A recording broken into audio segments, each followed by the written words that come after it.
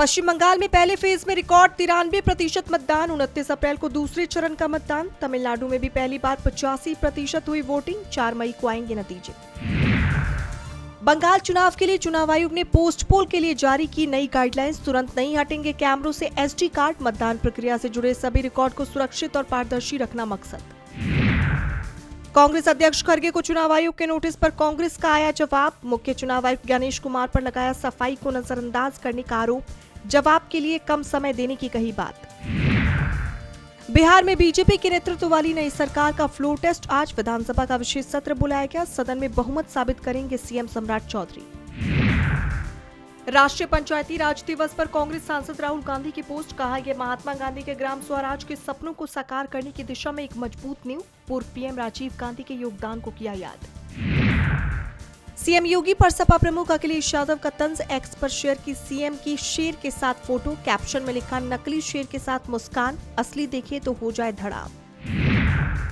महिलाओं पर विवादित बयान के लिए पूर्णिया सांसद पप्पू यादव ने मांगी माफी। कहा, ये माफी बहनों और बेटियों से है, न कि राजनेताओं से। महिलाओं पर नहीं पड़ने दूंगा गिद्धों की निगाह। महाराष्ट्र में 38 साल पुरानी किताब पर बवाल। शिवसेना विधायक संजय गायकवाड़ ने प्रकाशक शिवाजी कौन को दी जुबान खींचने वाली धमकी। Audio clip viral. मुंबई में अब हिंदी बोलने वाले नहीं चला पाएंगे ऑटो टैक्सी। 1 मई से ऑटो चालकों के लिए मराठी बोलना अनिवार्य। महाराष्ट्र के परिवहन मंत्री प्रताप सरनाईक का ऐलान। मणिपुर में सड़कों पर उतरी मोइरा पाइबी की महिलाएं। दिन में रास्ते रोककर किया धरना। रात में मार्शल रैलियों से कर रही इलाकों की पहरेदारी। 7 अप्रैल को रॉकेट हमले में 2 बच्चों की जान जाने के बाद प्रदर्शन जारी। हॉर्मुज में माइन बिछाने वाली ईरानी बोट्स को गोली से उड़ा दो। राष्ट्रपति ट्रंप का अमेरिकी नेवी को फरमान। ट्रुथ सोशल पर लिखा आदेश सभी नावों पर लागू।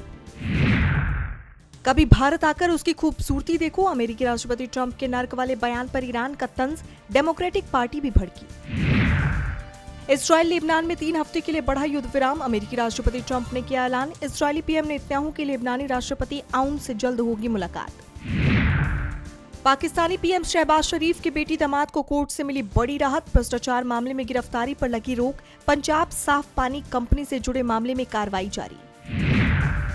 नेपाल की सियासत में उथल पुथल जारी। राष्ट्रपति पौडेल ने संसद सत्र को बिना बुलाए ही किया स्थगित। बालेन शाह के नेतृत्व वाली कैबिनेट की सलाह पर किया फैसला। पश्चिम एशिया संकट का भारत में उर्वरक आपूर्ति पर दिखा असर। यूरिया के लिए चुकानी पड़ रही दोगुनी कीमत। सरकार ने रिकॉर्ड 25 लाख टन आयात का दिया ऑर्डर। बैंकों के साथ वित्त मंत्री निर्मला सीतारमण की अहम बैठक। एआई से जुड़े खतरों पर सतर्क रहने का दिया निर्देश। आईटी प्रणाली, ग्राहक डाटा और वित्तीय सुरक्षा को मजबूत करने पर जोर। यूएस दौरे पर आरबीआई गवर्नर संजय मल्होत्रा। उद्योग जगत के दिग्गजों और निवेशकों से की बातचीत। भारत की ठोस अर्थव्यवस्था और देश पर भरोसे का जिक्र। अगले 5 सालों में भारत में अरबपतियों की संख्या में 51% की बढ़ोतरी का अनुमान। 2026 की शुरुआत में 207 से बढ़कर 2031 तक 313 तक हो सकती है संख्या। नाइट फ्रैंक की द वेल्थ रिपोर्ट में किया गया दावा। हवाई किराया मामले में डीजीसीए सख्त। इंडिगो को चेतावनी पत्र जारी। यात्रियों को लौटाना पड़ा अतिरिक्त पैसा।